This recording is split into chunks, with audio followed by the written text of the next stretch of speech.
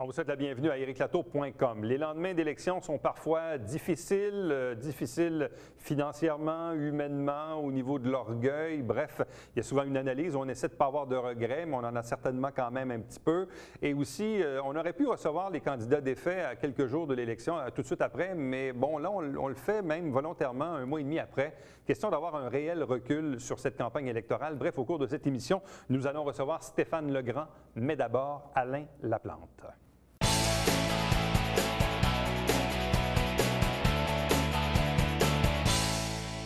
Vous savez, évidemment, il n'y a pas tellement longtemps, il y avait une campagne électorale à Saint-Jean-sur-Richelieu. Il y avait 81 candidats, dont 9 à la mairie. Il n'y a eu qu'un seul gagnant. Évidemment, la mathématique est ainsi faite.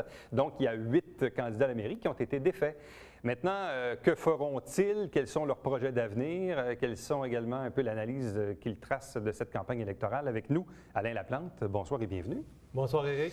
Volontairement, je dois vous dire, j'aurais pu recevoir les candidats défaits dans les jours qui ont suivi l'élection. Je ne voulais pas le faire parce qu'effectivement, c'est l'élection d'un nouveau conseil. On a accordé certaine importance et tout ça. Et il y a le recul aussi, parce que subir la défaite le jour même, le lendemain, une semaine après, un mois après ou 2 mois après, je suis sûr que humainement, on ne doit pas avoir nécessairement la même perspective sur l'événement. Là, on est à la mi-décembre, ça fait un mois et demi. Comment allez-vous? Bien, ça va très, très bien. Je dirais qu'au lendemain de l'élection, c'est plus la fatigue, je pense, qui rentre dans le corps. Une campagne électorale, c'est assez éprouvant sur le plan physique. On fait beaucoup de portes, on marche beaucoup, on fait de longues heures, de longues semaines. Dans mon cas, j'ai investi sensiblement la dernière année à cette aventure-là. Donc, c'est assez exigeant. Mais effectivement, après quelques semaines, on est plus reposé puis propice à avoir un petit recul. Là. Bon, et justement, avec ce recul, quelle est l'analyse que vous tracez de cette campagne électorale et de cette défaite aussi pour vous-même? Parce qu'on dit dans la vie qu'il ne faut pas avoir de regrets, mais je suis convaincu que on doit se dire dans les jours qui suivent, « Ah, si j'avais fait ceci, puis peut-être que ça, j'aurais pas dû faire ça. » Je ne sais pas comment vous avez débriefé là, par rapport à l'élection, mais... J'ai pas beaucoup de regrets. On a fait une belle campagne. L'équipe Alain Laplante, on est très satisfaits, très heureux là, de notre campagne. J'avais une belle équipe de candidats, d'excellentes candidates, d'excellents candidats. On avait une belle campagne de communication, une belle campagne de promotion, des belles affiches, des beaux dépliants. C'est sûr que si j'avais un regret à évoquer, c'est le taux de participation. J'aurais souhaité, dans le contexte de la commission Charbonneau, dans le contexte où les gens voulaient justement du changement, j'aurais espéré que le taux de participation aille au-delà de 50 %. Bon, on dit, et des fois je dis ça un peu à la blague, mais je pense que c'est dans le téléroman de Duplessis, on disait les gens veulent du changement dans la continuité. Autrement dit, ils veulent que ça change, mais ils ne veulent pas que ça fasse trop mal. C'est souvent l'impression que ça nous laisse parce qu'on regarde au final où pratiquement tous les sortants ont été réélus, à l'exception de Gaétan Gagnon. Bon, effectivement, puis on regarde ça, on dirait que les gens, ils veulent du changement, mais pas trop. Ce qui est triste, c'est que les gens, c'est plus important en politique d'être connu que d'être bon. Donc, ce qu'on voit, c'est que la notoriété d'un candidat, peu importe ce qu'il offre comme programme, peu importe ce qu'il a comme équipe ou... dans le fond, ce qui est important, c'est la notoriété, c'est d'être connu par les citoyens. Bon. Mais pourtant, vous étiez quand même un conseiller municipal au cours des 4 dernières années, même dans le cas de Stéphane Legrand, depuis les 3 derniers mandats. Est-ce que vous étiez en déficit de notoriété par rapport à Claude Bachand et Michel Fecteau? Bien, je dirais que oui, mais c'était pas insurmontable. Donc, vous avez vu le résultat, oui, relativement serré, 21, 20, 19, 18 dans le cas des 4 premiers. Donc, c'était comparable. Ce qui jouait beaucoup dans les différents candidats, c'est les candidats dans les districts. Donc, on voyait dans certains districts où les candidats étaient très, très forts, bon, il y avait une prime aux candidats à la chefferie. C'est clair. On voit, c'est le cas pour M. Fecteau, c'est le cas aussi pour M. Legrand, où il va chercher des taux intéressants dans les districts où il y avait des conseillers sortants. Bon, mais à ce compte-là, quand vous avez vu le score de Justin Bessette dans le 2, puis que forcément, conséquemment, vous avez vu le score de Michel Fecteau dans le district 2, est-ce que là, vous vous êtes dit, zut, et si Justin Bessette avait été dans mon équipe? C'est clair que... Y avez-vous pensé? Ah, bien, définitivement, il y a un phénomène pas un phénomène, mais il y a eu un événement important dans cette campagne électorale. C'est justement le score de Justin Bessette, qui a été cherché plus de 2000 votes. C'est quand même 67 du vote dans le 2. Tout près de 70 du suffrage. C'est vraiment exceptionnel. Ouais.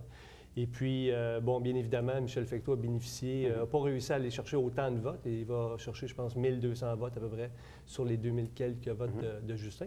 Mais j'évalue que le clan de Justin, mais disons Justin, Mélanie et Hugues, ont possiblement été chercher 1000 votes supplémentaires à Michel Fecteau. Donc, bien évidemment, si Justin Bessette avait décidé de se présenter avec moi, bien, je serais aujourd'hui maire. S'il avait décidé de se présenter avec Claude Bachand, c'est Claude Bachand qui a été... Est-ce que c'est pire perdre par quelques centaines de voix que de manger une vraie raclée? Parce que quand on regarde ça au final, Claude Bachand a fini deuxième à 589 votes. Vous avez fini troisième à combien de votes de la tête? 800 à peu près? 800 quelques. 800 quelques votes. On se dit, il m'a manqué 800 votes pour être maire de Saint-Jean. Mais c'est ce que je disais tantôt. Il y a 35 000 personnes qui ont décidé de ne pas aller voter à cette élection-là, le 3 novembre. Probablement qu'ils se sont dit que peu importe qui devenait maire, il n'y avait pas de différence, puis c'était toute la même poutine. S'il y en avait 900 de plus qui avaient décidé d'aller voter pour moi, aujourd'hui, je serais maire. Mais vous savez, en tout cas, pour ma part, puis j'en ai parlé aussi à chacun de mes candidats, avant même d'accepter de se présenter aux élections, il faut accepter la défaite. Il faut accepter que c'est une éventualité possible. Et il faut accepter de vivre avec cette éventualité-là pour éviter justement que il y a des gens qui font des dépressions après des campagnes électorales. Avez-vous quand même une certaine consolation à deux niveaux? D'une part, évidemment, Yann Langlois de votre équipe a été élu dans le 10, dans Normandie. Et vous-même, je pense, vous avez terminé premier dans le 10. Même chose, vous avez terminé premier dans le 6, dans MDL. Donc, vous avez quand même une certaine victoire. Puis d'autres de vos candidats ont fini deuxième aussi, là. Plusieurs deuxièmes, certains troisièmes, puis un ou deux quatrièmes. Non, globalement, on a fait un bon résultat, l'équipe Alain Laplante, puis vous voyez que nos résultats sont à peu près équivalents dans chacun des districts. Mon 20 est comme équivalent à peu près partout là, au niveau de la ville, contrairement à d'autres parties où les votes étaient plus concentrés dans certains districts. L'équipe Alain Laplante est l'équipe qui a atteint 15 dans 10 districts. On est le parti, je pense que Michel Fecteau l'a atteint dans 9, puis Legrand dans 8. Donc, et Bachand dans 5, je pense. Là. Donc, non, globalement, on était satisfait des résultats. On aurait aimé gagner, bien évidemment. Une campagne électorale, évidemment, c'est du financement. Dans certains cas, même certains candidats se sont financés eux-mêmes. Bon, évidemment, vous avez plus de 15 des voix, mais au-delà de ça, ça reste quand même un investissement personnel en temps, mais en argent aussi. Il y a des conséquences financières à une campagne électorale. Mais c'est surtout en temps, là, je vous dirais, l'investissement. Moi-même et mon épouse avons contribué à la hauteur, au don maximum qui est possible là, par la loi, soit 1 000 $. Donc, personnellement, ça nous a coûté, au niveau de la famille, 2 000 $. Donc, c'est Est-ce que vous le récupérez un peu? Non, c'est une contribution. Ce qu'on récupère, c'est la déduction d'impôts. Donc, on reçoit 155 $ chacun. Donc, il y a 300 $ qui nous est retourné. Comme tout le monde là, qui font une contribution, il y a une déduction d'impôts, une déduction fiscale. Donc, mais c'est un don. On ne fait pas ça avec aucun... Je comprends, mais c'est quand même, je veux dire, vous n'êtes pas autonome financièrement, je veux dire, vous n'êtes pas indépendant de fortune. Là, je veux dire, c'est une dépense quand même, là, c'est de l'argent qui sort de vos poches. Là. Non, mais on croyait au changement, on voulait que ça fonctionne. Donc, on demandait à nos proches, on demandait à tout le monde de contribuer à notre campagne. D'ailleurs, notre campagne de financement, on est, somme toute, on s'en est pas si mal tiré. On a ramassé environ une trentaine de mille dollars là, au cours de la dernière année. Quand je parle aussi d'impact financier, je regarde dans certains cas, Claude Bachand est un pensionné de la Chambre des communes. Monsieur Legrand, qui a été candidat, qui a été conseiller de 3 mandats, est propriétaire d'un commerce dans Saint-Edmond. Vous, dans le fond, conseiller municipal, c'était pratiquement votre job à temps plein, là. Donc, vous vous ramassez aujourd'hui sans emploi, là. Mais j'avais, souvenez-vous, je suis aussi propriétaire d'une entreprise, la Maison Objectif, une maison de recherche. On fait des sondages d'opinion, des études de marché, groupes de discussion. Donc, j'ai fondé cette entreprise-là en 1996. Donc, j'avais toujours cette entreprise-là. Mais est-ce que vous l'avez mis un peu en veilleuse dans les 4 dernières années? Non, au contraire. Lorsque je suis devenu conseiller municipal, j'ai dû quitter mon emploi à rue principale, où là, j'avais un emploi à temps plein. Donc, l'emploi de conseiller, c'est un emploi à temps partiel. Donc, le pari que j'ai fait à ce moment-là, c'est d'investir plus de temps dans mon entreprise, la Maison Objectif. Mais je vous dirais que la dernière année, l'année 2013, j'ai mis de côté mon entreprise, j'ai refusé tous les mandats pour me consacrer à temps plein à la campagne électorale. Là, maintenant, vous voulez faire quoi? Bien, j'ai toujours mon entreprise qui est là, bien évidemment. Là, je prends un petit peu de temps. J'ai pris un peu de temps pour moi pour me reposer, mettre de l'ordre aussi à la maison. On était un an à beaucoup de petits trucs à réparer partout dans la maison. On fait un petit peu d'ordre dans nos affaires. Et donc, là, je relance mon entreprise et je suis aussi à la recherche d'un emploi. Si jamais il y avait une opportunité intéressante qui se présenterait d'un point de vue professionnel, bien, j'accepterais. Certains ont vu, parce que vous êtes allé au Conseil de ville là, dans les 2 dernières fois, bon, puis vous avez questionné le maire, entre autres, sur l'avenir de son chef de cabinet ou de l'ancien chef de cabinet du maire de Québec, qui est mon frère Sylvain. Mais certains y ont vu une offre de service, parce que vous avez dit à M. Fecteau, écoutez, si vous avez besoin de moi, si vous avez besoin de conseils ou quoi que ce soit, je suis disponible. Est-ce que c'était une offre de service? Non, pas du tout. D'ailleurs, je l'ai offert à M. le maire dès le soir de l'élection. Moi, ça fait 4 ans que je m'investis corps et âme dans la municipalité. Toute cette dernière année-là, je l'ai consacrée à la préparation pour devenir maire de Saint-Jean-sur-Richelieu. J'étais prêt pour devenir maire dès le 4 novembre. J'avais une équipe compétente. On a longuement réfléchi sur les problèmes, les différentes solutions. Bien évidemment, ce n'est pas parce que je suis battu à l'élection que tout ça s'envole. Et j'ai offert mes services à M. le maire. Si jamais lui souhaitait discuter des différentes problématiques et des différentes solutions proposées, ça me ferait plaisir d'en discuter avec lui sur une base personnelle, sur une base privée, et non pas en échange d'une rémunération. Là. Je ne demande pas à être son attaché politique. Là. Quels sont les... Et je tiens à conserver mon droit de parole. Je continuerai à interagir puis à influencer le cours de notre municipalité. Bon. Sachant que Yann Langlois représente votre formation politique au Conseil. On est très heureux de l'arrivée de Yann. Hein. Yann va, justement, va être un excellent quel genre conseiller. de relation voulez-vous tisser avec lui par rapport à son travail? Parce que lui, il doit apprendre à devenir conseiller. En même temps, il y a une nouvelle dynamique. Est-ce que vous le laissez aller un peu? Est-ce que vous désirez le guider? Je ne sais pas, c'est quoi le type de relation que Bien évidemment, vous voulez entretenir? on le laisse aller, et puis je suis là pour aider, puis pour supporter Yann, puis on l'a rencontré. Puis toute l'équipe, on est tous là pour épauler Yann. Mais à l'équipe Alain Laplante, on avait pris comme engagement de ne pas avoir de ligne de parti. Donc, c'est pas moi qui va dire à Yann comment voter ou quelle prise de position, quoi décider ou quoi prendre ou quoi pas prendre. Là. Dernière question. Mais s'il y a besoin de moi, bien évidemment, je serai là. Dernière question. Vous êtes quand même relativement jeune, 42 ans, on a le même âge.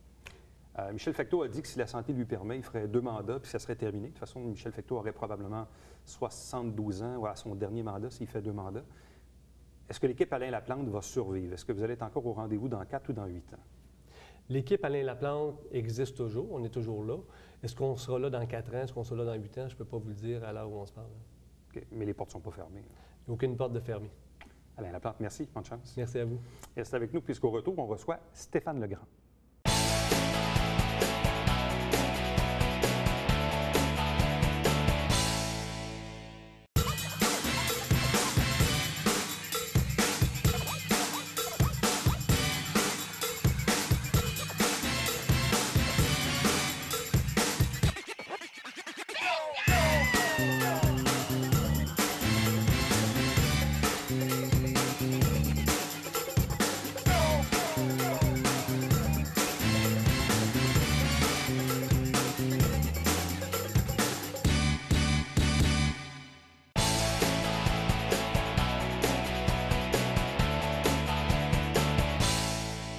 Faisons un bref retour sur la campagne électorale. Il y avait 81 candidats, dont 9 à la mairie, ce qui veut donc dire qu'il y en a 8 qui ont été défaits. Et comment on se comporte au lendemain d'une défaite électorale? Quels sont les projets d'avenir? Comment on voit l'avenir? Comment on a le recul et l'analyse nécessaires? Bref, avec nous pour en parler, Stéphane Legrand. Bonsoir et bienvenue. Bonsoir, M. Latour. Comment allez-vous? Bien, ça va bien. Écoutez, le blitz électoral est fini. Je me sens un peu en vacances. C'est la première fois depuis 11 ans que je ne cumule pas 2 fonctions. Donc, le travail plus le travail d'élu municipal. On était dans la période budgétaire. Là, je me revois à pareille date l'année dernière. Puis, on travaille sur le budget les fins de semaine. Donc, pour moi, c'est des vacances actuellement. Là. Bon. Comme je le disais à Alain Laplante et à Claude Bechand dans une autre émission, j'aurais pu vous recevoir au lendemain de l'élection. Je ne l'ai pas fait parce que je voulais vraiment qu'on ait le recul nécessaire pour revenir sur la défaite électorale. Parce qu'en quelque part, vous étiez conseiller depuis 3 mandats. Vous étiez le chef de parti qui avait le plus de candidats sortants, d'ailleurs, qui ont tous été réélus. En même temps, la répartition du vote est assez bizarre parce qu'on regarde un Justin Bessette qui a 67 % du vote à Iberville et qui a drainé beaucoup de votes pour Michel Fecteau. Au final de tout ça, vous êtes 4 candidats là, qui avaient eu, dans le fond, 18, 19, 20 puis 22 ou à peu près. Là. Quelle est l'analyse que vous tracez de cette défaite électorale? Écoutez, c'est sûr que quand on commence une campagne électorale, on veut la gagner, ça c'est clair. Mais avec le recul, je pense qu'on a fait un excellent travail. Si vous faites l'analyse, là, parce que le lendemain de la défaite, tu dis, bon, j'ai perdu. Mais avec le calcul, sur 80 du territoire, donc tout le côté ouest de la rivière, on est en avant. Là. Si l'élection se fait seulement du côté ouest, je suis maire de Saint-Jean, donc c'est pas banal comme performance. On avait vraiment une bonne équipe et on réalise que où on a des bons candidats, des candidats qui sont sortants souvent, bien, ça donne un avantage qui est certain. Je prends Robert Quentin, Christiane Marcoux, Jean Fontaine. Marcoux, c'était un petit peu plus serré dans ce cas-là. Ou François Auger, qui était mon quartier, qui était considéré comme le sortant. Mais ces gens-là partaient avec un avantage et ils m'ont apporté beaucoup de votes. Donc, c'est probablement pour cette raison-là que j'ai gagné sur le côté ouest de la rivière. Par contre, à Iberville, le fait que je sois moins connu. Aussi, toute la grogne envers le maire Gilles Delbecq du côté d'Iberville, que depuis 2 élections, c'était un peu ça qui était perceptible. Bien, j'ai payé la note de tout ça parce qu'on le sait, là, les adversaires ont fait campagne beaucoup sur cet aspect-là. Parce que dans notre campagne électorale, je pense qu'elle a levé trop vite. Personne ne nous voyait là et tout à coup, à mi-chemin dans la campagne, et tout le monde nous voyait comme l'équipe à abattre. Puis d'ailleurs, vous remarquerez, toutes les attaques à partir de la mi-campagne ont été sur notre cas, soit sur nos conseillers sortants ou sur moi-même ou sur l'affiliation avec Gilles Delbecq. Donc, trop tôt, on s'est fait attaquer alors qu'on pensait que la campagne s'axerait sur Michel Fecteau, qui était le leader tant qu'à moi au départ de la campagne. Avez-vous des regrets et si oui, lesquels? Des regrets? Bien, certainement pas celui d'avoir fait le saut à la mairie. Ça, c'est clair que je le regrette absolument pas. C'était un choix. Puis au départ de la campagne, c'était très clair pour moi que ça ne serait pas facile. Là. Et j'étais loin d'être favori. Par contre, plus la campagne avançait, puis plus on y croyait. On le voyait sur le terrain, et particulièrement du côté ouest de la rivière, où c'était de plus en plus clair qu'on était en progression, puis que les gens devaient nous arrêter. Le seul regret que j'ai, c'est l'attitude des politiciens, notamment des jeunes politiciens. Moi, si vous avez remarqué, la campagne qu'on a menée, c'est une campagne d'idées du début à la fin. On ne s'est jamais attaqué aux autres candidats. Et malheureusement, il y a encore de la place pour la désinformation, pour des candidats qui veulent faire, j'appelle ça, du bashing politique. Je trouve ça dommage. Puis ce sont les jeunes politiciens qui l'ont fait, comme Alain Laplante, comme Justin Bessette, qui ont passé des tracts pour dénoncer des situations. C'est des gens d'idées, c'est des gens qui n'ont pas besoin de faire ça.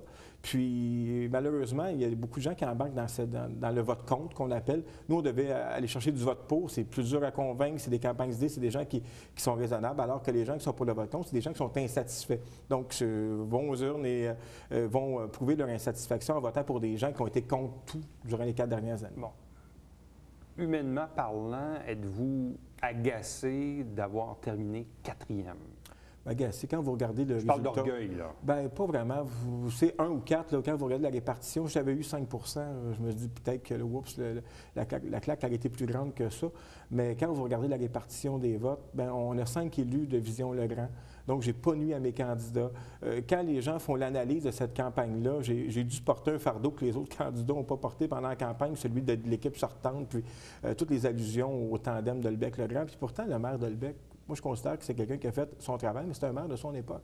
C'est un maire qui a fait avancer la ville. Puis, écoutez, il a été réélu à plein de reprises, donc clairement, a sûrement fait le travail parce que les gens l'ont choisi. Mais j'ai payé cette note-là, c'est clair. Comment trouvez-vous l'allure du présent conseil, la façon avec laquelle Michel Fecteau arrive en poste, où il doit composer avec 4 de vos conseillers? Ouais. 5 de vos conseillers, pardon, c'est vrai, 5 de vos conseillers, plus évidemment ses élus à lui, plus M. Langlois, qui est élu sous la bannière d'Alain Laplante, et M. Berthelot, qui est indépendant. Comment trouvez-vous le conseil actuellement? Moi, je pense que c'est un conseil très équilibré. C'est un beau conseil municipal. Je ne pense pas que Saint-Jean, demain matin, est en problème avec les élus qui ont été choisis. Il y a des gens d'expérience, ils ont des gens de calibre. Moi, Christiane Marcoux, Robert Quentin, les gens de mon équipe, je peux vous dire que ces 5-là vont très bien se défendre. Yvan Berthelot a toujours bien fait le travail. Je pense que l'arrivée aussi de nouveaux élus de manière différente, je pense qu'on a un conseil qui est équilibré. Maintenant, ça va être à M. Fecteau là, de livrer parce que l'objectif, c'est vraiment d'amener Saint-Jean à un autre niveau. On l'a dit, moi, on a travaillé alentour de vivre ici, travailler ici, mais il y a un défi à Saint-Jean se développe comme une banlieue, il faut cesser ça. Donc, ça va être le travail du maire de travailler là-dedans. Êtes-vous satisfait de voir qu'il a quand même fait de la place sur son exécutif Berthelot, qui est un indépendant, mais qui était avec vous quand même dans la précédente administration. Même, il veut avoir un 5e joueur, qui est Robert Quentin, là, qui l'a nommé observateur, mais qui va faire une demande au gouvernement pour un 5e membre officiellement à l'exécutif. Mais je trouve intéressant ce que M. Fecteau fait actuellement, de laisser de la place à des gens d'expérience. Parce que si on veut que la ville fonctionne bien, il faut donner de la place à des gens qui sont compétents. Et force d'admettre qu'on avait des gens compétents dans notre équipe, c'est pas une raison pour les laisser de côté. Ce que je trouve dommage, c'est que d'ajouter à un exécutif à 5 sur 12 membres du conseil, je trouve ça un petit peu faible. Là. Je pense qu'il n'est juste pas capable de décider qui il va mettre alentour. Il aurait peut-être dû exclure certaines personnes de son équipe, comme l'a fait M. Coder à Montréal, puis d'aller avec des gens vraiment qui sont compétents. Parce que vous savez, les gens de Vision Le Grand, c'est des gens qui veulent le bien de Saint-Jean-sur-Richelieu. Ce pas des gens qui vont faire de l'obstruction pure et simple sur l'ensemble des dossiers. Je pense que c'est des gens qui sont réfléchis. Là. Bon, là maintenant, il arrive quoi pour vous? Il arrive quoi pour Vision Le Grand? Parce que bon, il y a des élus, il y a des conseillers qui ont été élus sous la bannière Vision Le Grand.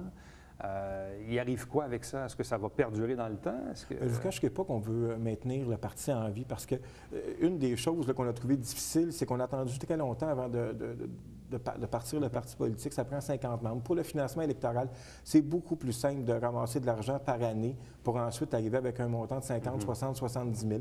Là, on a le remboursement de nos dépenses électorales. Donc, on part avec un fonds. Que ce soit moi le chef ou quelqu'un d'autre par la suite, je pense que c'est important de poursuivre les activités de Vision Le Grand. Donc ça, pour notre part, c'est clair. Puis les candidats qui sont alentour de la table ont donné leur accord. Ça va être notre base électorale, ça va être ces gens-là. Mais je ne suis pas naïf, je sais un petit peu comment ça fonctionne aussi au niveau du conseil municipal. Là, vous savez bien que dans 4 ans d'ici, puis bon, il y a des choses qui peuvent changer. Bon, puis on l'a vu même dans d'autres élections, mais bon, très souvent, les maires au Québec sont facilement réélus, notoriété aidant, premier mandat, etc.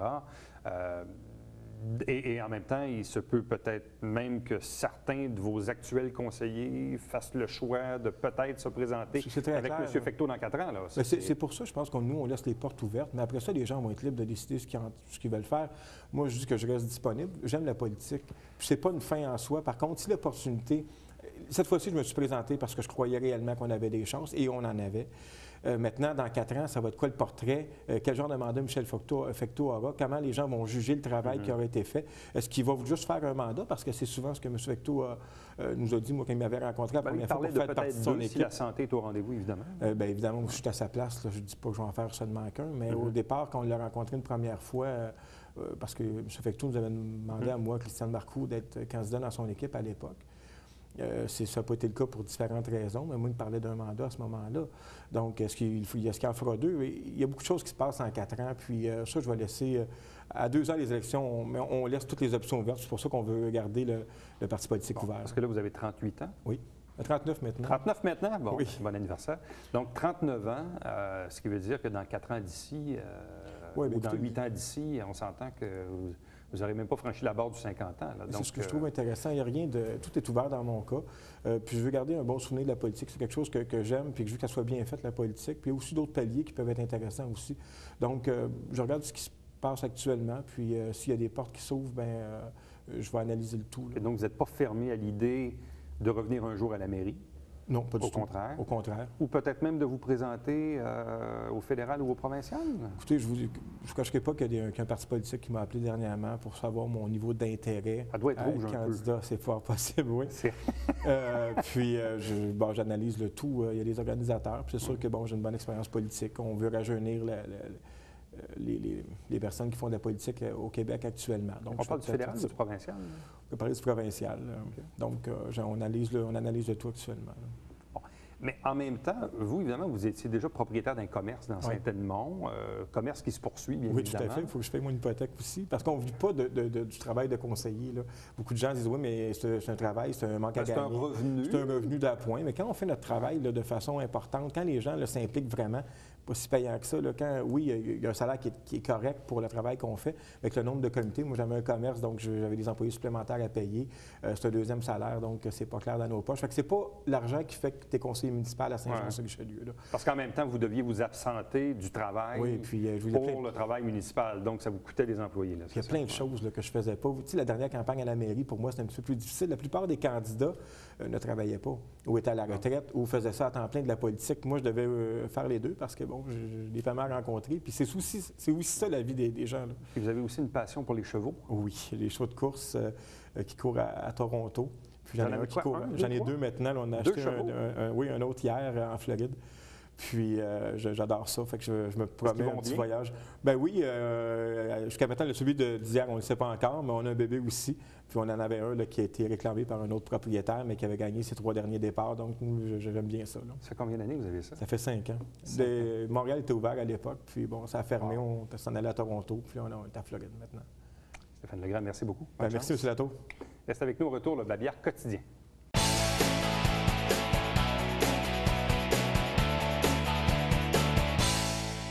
N'oubliez pas que la 10e édition du Relais pour la vie va se tenir au mois de juin, mais c'est maintenant que ça se prépare. Si vous désirez former vos équipes, trouver vos capitaines, vos commanditaires, bref, toute la poutine, évidemment, qui va nous mener à bâtir ce 10e Relais pour la vie. Bref, c'est vendredi le 6 juin, mais vous avez en bas d'écran, là, vous avez l'adresse courriel et le numéro de téléphone pour obtenir les renseignements en prévision de l'événement.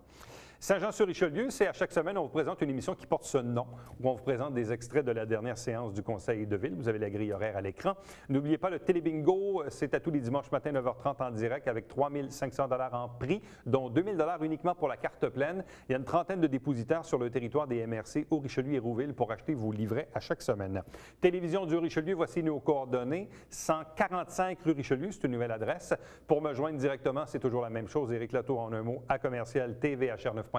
Visitez notre site Internet pour voir ou revoir les entrevues en format YouTube, donc disponible si vous avez des iPhones ou des iPads. www.facebook.com/tvhr9, vous accédez à notre page et vous cliquez bien sûr « J'aime ». ériclatour.com diffusé tous les jours de la semaine et notamment en rappel le dimanche entre 16 et 18h30. On se donne rendez-vous demain. Bye bye.